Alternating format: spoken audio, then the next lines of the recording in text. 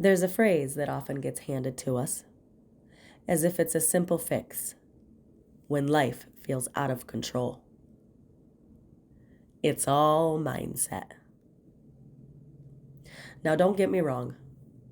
Mindset does play a role, but it is only part of the whole picture.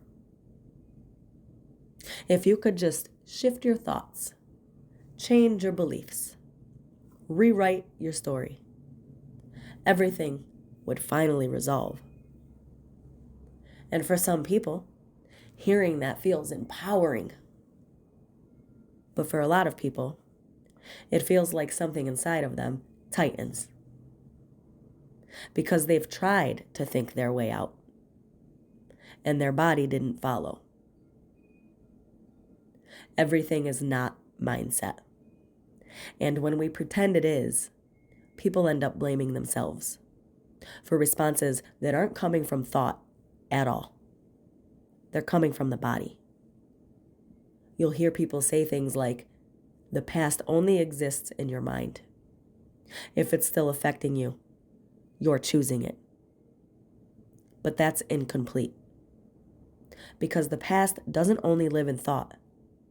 It lives in the nervous system. And when people say nervous system, they often mean the brain. But nerves are everywhere throughout your body. That's why you feel stress in your stomach, grief in your chest, fear in your throat. The body isn't reacting after the fact. It's where the signal is happening.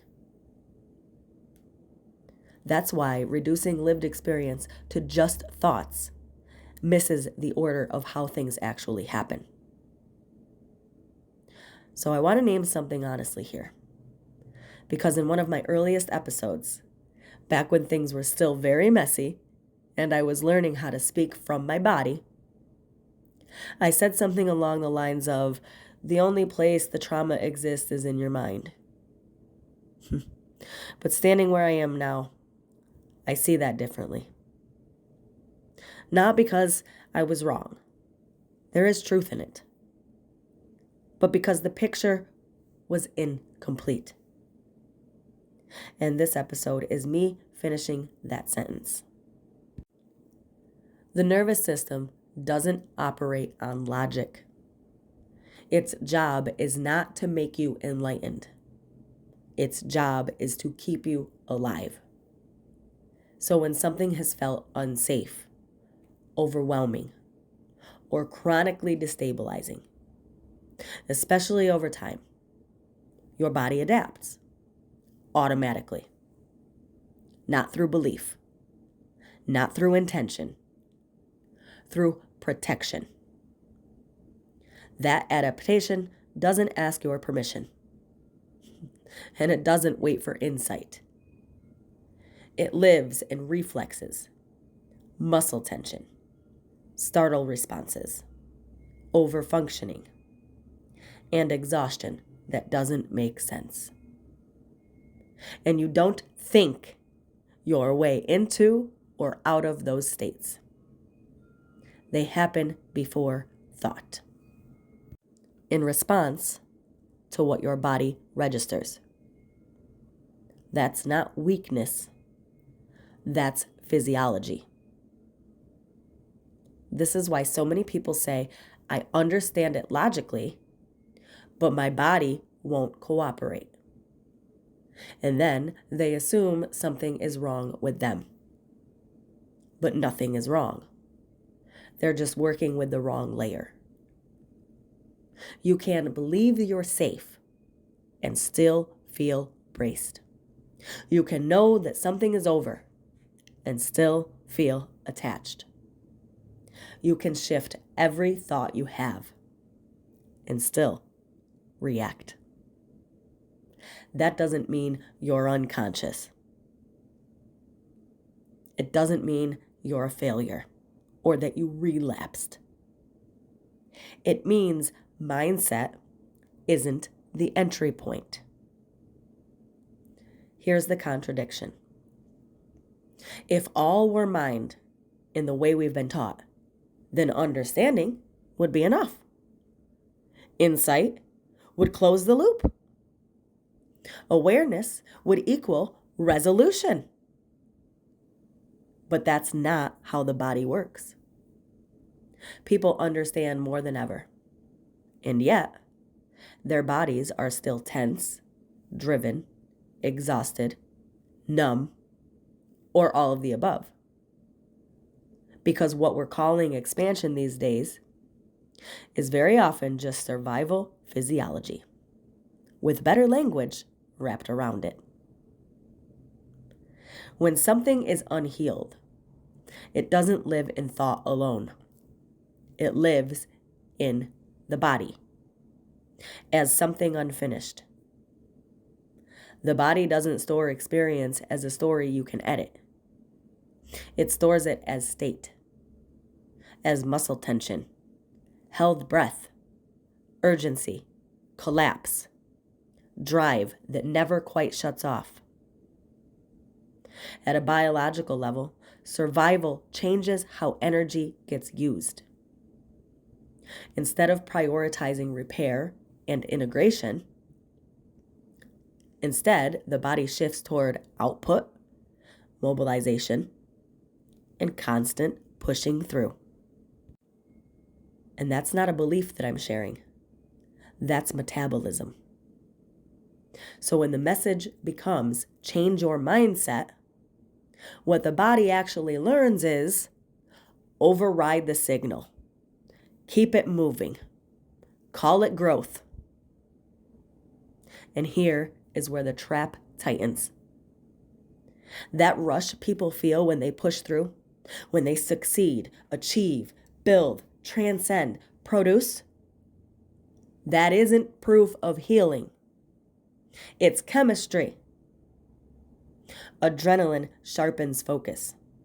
Dopamine drives pursuit. Cortisol numbs fatigue and pain for a while. Endorphins dull sensation.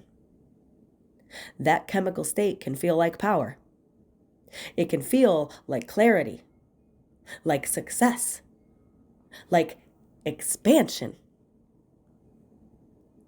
But biologically speaking, it's the same state the body uses to outrun danger.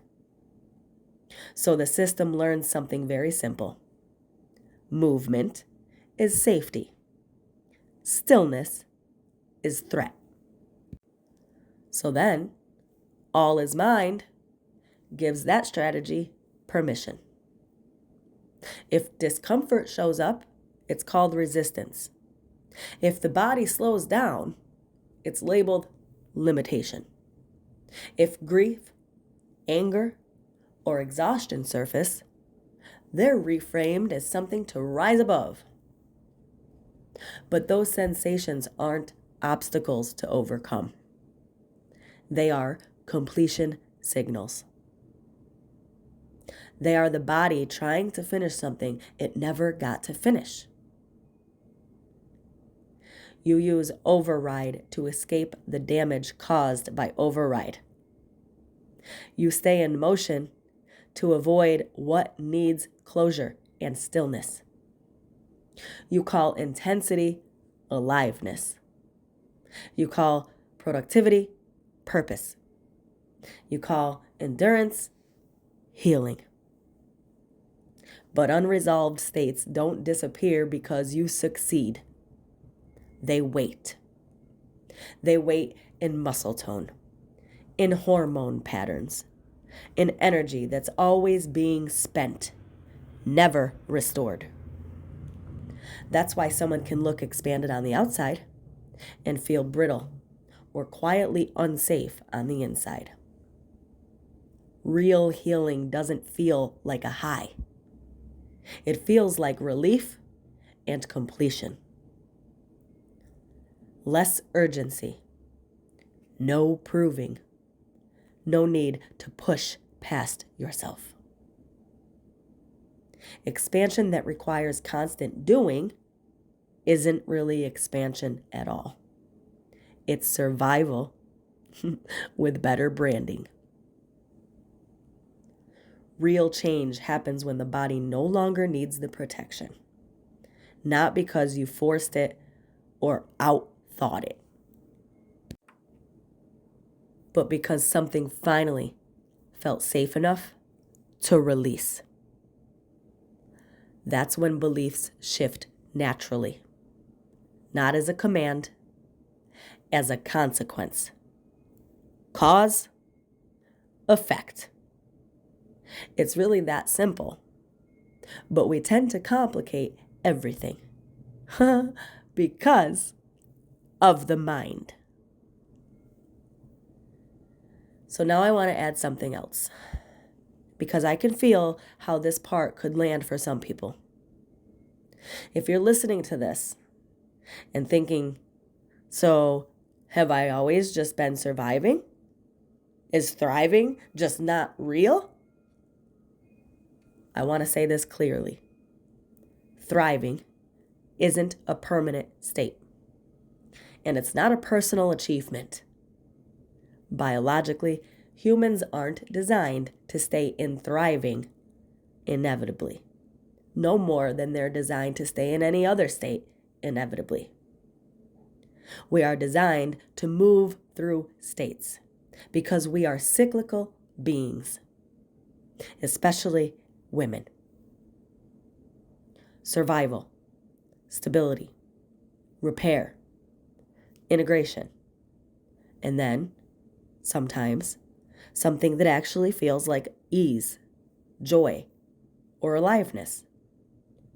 It doesn't mean you failed if you are not there all the time. It means your system is responding honestly to the conditions around you. A lot of what gets sold as thriving is really just low threat plus resources. Enough money, enough safety, enough support, enough slack. And that's not necessarily mindset. That's environment. So no, it's not that you've been doing life wrong if you've mostly been surviving. It means your body has been doing exactly what it was built to do. Keep you organized under pressure. Thriving, when it's real, doesn't feel like constant happiness. It feels like relief. It feels like moments where your system isn't bracing all the time, where you don't have to push, where you're not proving anything anymore. And those moments can be small, brief, ordinary. A laugh that doesn't come with a crash.